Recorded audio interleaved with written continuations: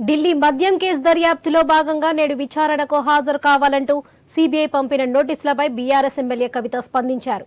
ముందే నిర్ణయించిన కార్యక్రమాల రీత్యా ఈ నెల 26న విచారణకు హాజరు కావడం సాధ్యం కాదని సిఆర్పీసీ సెక్షన్ 41A కింద జారీ చేసిన నోటీసులను రద్దు చేయాలని లేదా ఉపసంహరించుకోవాలని కోరారు. ఈ మేరకు సీబీఐకి ఆమె లేఖ కూడా రాశారు.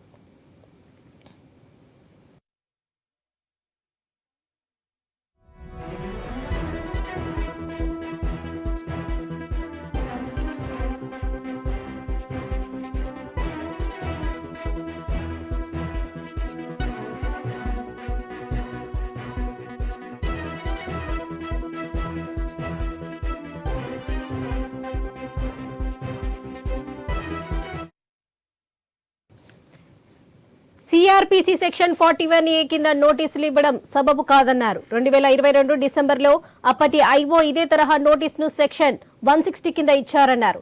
గతంలో జారీ చేసిన సెక్షన్ 160 నోటీసుకు ప్రస్తుతం సెక్షన్ 41A నోటీసు పూర్తి విరుద్ధంగా ఉందని లేఖలో పేర్కొన్నారు కవిత.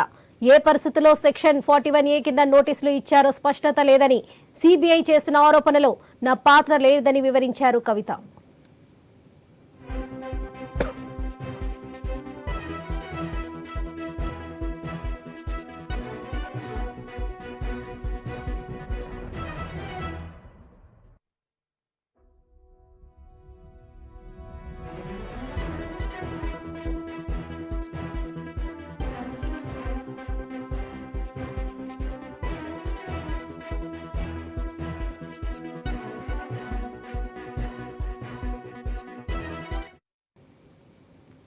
గతంలో ఈడీ నోటీసులు జారీ చేయగా సుప్రీంకోర్టును ఆశ్రయించానని, ఆ కేసు సుప్రీంకోర్టులో పెండింగ్ లో ఉందన్నారు. తనను విచారణకు పిలువబోమని అదనపు సాలిసిటర్ జనరల్ సుప్రీంకోర్టుకు హామీ ఇచ్చారని గుర్తు చేశారు కవిత. అదే హామీ సీబీఐకి కూడా వర్తిస్తుందని స్పష్టం చేశారు. గతంలో సీబీఐ బృందం హైదరాబాద్ లోని తన నివాసానికి వచ్చినప్పుడు విచారణకు సహకరించారన్నారు.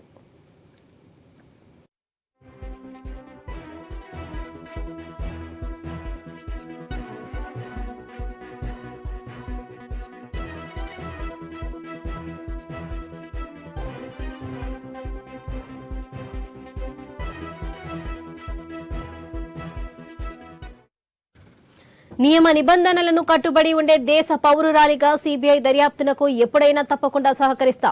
కానీ లోక్సభ ఎన్నికలు సమీపిస్తున్న తరుణంలో నోటీసులు జారీ చేయడం, సెక్షన్ల మార్పు అనేక అనుమానాలను రేకెత్తిస్తుందని వ్యాఖ్యానించారు. పార్టీ తనకు కొన్ని బాధ్యతలు అప్పగించిందని, రానున్న 6 వారాల పాటు రాష్ట్ర వ్యాప్తంగా ఎన్నికల ప్రచారం, పార్టీ సమావేశాల్లో పాల్గొనాల్సి ఉందని తెలిపారు కవిత.